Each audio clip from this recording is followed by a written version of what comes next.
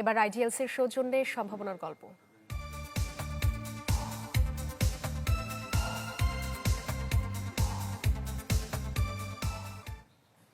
Hotel বয়ের চাকরি ছেড়ে কন্টেন্ট বানিয়ে মাসে প্রায় 15 লাখ টাকা আয় করছেন বিল্লাল। ইচ্ছাশক্তি থাকলে স্বপ্নকে যে বাস্তবে রূপ দেওয়া যায় তারই উদাহরণ তিনি।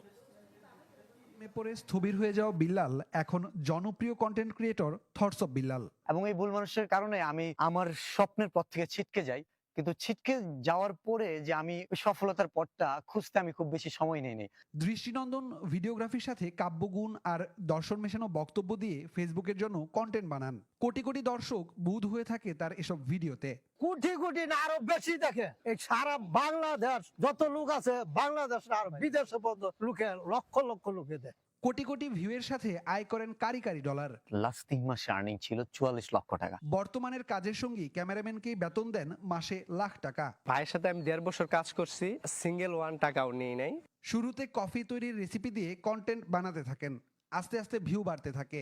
একসময় চাকরি ছেড়ে কন্টেন্ট নিয়েই ব্যস্ত হতে চান।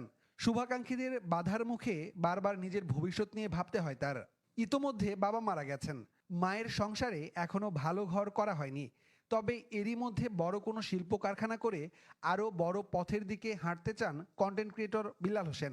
আমার ভিতরে স্বপ্ন জাগতো যে আমি যদি সিআইপি হইতে পারতাম, আমার যদি গার্মেন্টস ফ্যাক্টরি হইতো, বা আমার আন্ডারে যদি অনেক মানুষ কাজ করতে পারতো।